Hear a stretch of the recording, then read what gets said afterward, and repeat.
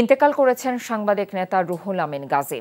ইন্না লিল্লাহি ওয়া ইন্না ইলাইহি রাজিউন। তিনি বাংলাদেশ ফেডারেল সাংবাদিক ইউনিয়নের বিএফইউজের সভাপতি এবং দৈনিক সংগ্রামের চিফ রিপোর্টার হিসেবে কর্মরত ছিলেন।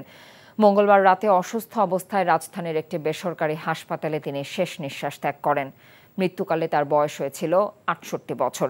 বুধবার দুপুরে জাতীয় প্রেসক্লাবে তার জানাজা অনুষ্ঠিত হবে। পরে তাকে শাহজাহানপুর কবরস্থানে দাফনের কথা রয়েছে। রিপোর্টে আরও জানাচ্ছেন শফি মাহমুদ সাগর। দীর্ঘদিন কিডনি, লিভার সহ নানা জটিলতায় ভুগছিলেন সাংবাদিক নেতা রুহুল আমিন গাজী। উন্নত চিকিৎসার জন্য বিদেশে যাবার কথা থাকলেও শারীরিক অবস্থার অবনতি এবং বিমানে ভ্রমণের উপযোগী না হওয়ায় রোববার রাতে তাকে রাজধানীর একটি বেসরকারি হাসপাতালে ভর্তি করা হয়। দুদিনের মাথায় চিকিৎসাধীন অবস্থায় মৃত্যু হয় তার। তো দুঃখের সাথে বলতে হচ্ছে যে এমন একটি লোক আমরা হারিয়েছি।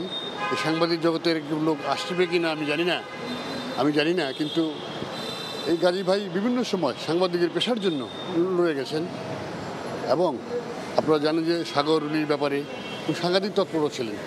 আমি তার রুহের মাগফিরাত কামনা করছি এবং তার শক্ত পরিবারের প্রতি সমবেদনা জানাচ্ছি। তার এই শূন্যতা পূরণ হওয়ার নয়, আমরা গভীর শোকাভিভূত। ইউনিয়নিস্ট হিসেবে উনি আসলে একদম বর্ষিয়ান ট্রেড ইউনিয়নিস্ট। ওনার সমবয়সী কোনো ট্রেড ইউনিয়নিস্টের আর বেঁচে নেই। দীর্ঘদিন তিনি বস্তুনিষ্ঠ সংবাদ পরিবেশনের ক্ষেত্রে আপোষ করেননি কোনোদিন। রুহুল আমিন গাজীর জন্ম ১৯৫৬ সালের ১২ নভেম্বর চাঁদপুর সদরের গোবিন্দিয়ায়। বাংলাদেশ ফেডারেল সাংবাদিক ইউনিয়ন বিএফজিউ এর চতুর্থবারের মতো সভাপতির দায়িত্বে ছিলেন তিনি। তার মৃত্যুর সংবাদে হাসপাতালে ছুটে আসেন সহকর্মী, স্বজনসহ সমাজের বিভিন্ন স্তরের মানুষ। সাংবাদিকের অধিকার, দাবিদার, ন্যূনতম মর্যাদা আদায়ে সবচেয়ে সোচ্চার। সাংবাদিক সমাজের যে অপরিণত ক্ষতি হয়েছে, আমরা সেই ক্ষতি সহসা কাটিয়ে উঠতে পারবো কিনা আমরা জানি না। তিনি পুরো জীবন জুড়ে সংগ্রাম করে গেছেন। তিনি মৃত্যুর আগ মুহূর্ত পর্যন্ত লড়াই করে গেছেন, মৃত্যুর সঙ্গে পাঞ্জা লড়ে গেছেন। আমার পুরো পরিবার সারা দেশবাসীর কাছে তার রুহের আর তার মাগফিরাত কামনা করতেছে। আমরা দেশবাসীর কাছে দোয়া চাই।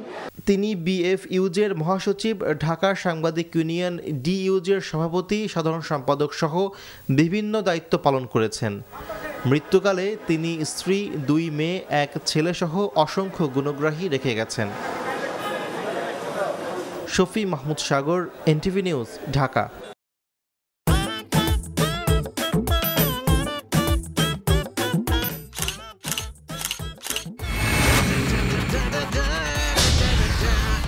Thank you so much. শুধু থ্যাঙ্কসই দিবেন, আর কিছু দিবেন না? যদি দেওয়ার মতো হয় সো যে কোনো কিছু।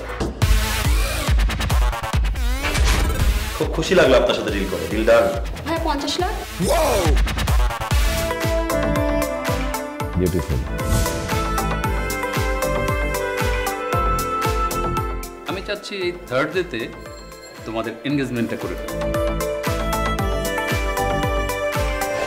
এখানে তো রতন নামে কোনো কিডনি ডাক্তার নাই।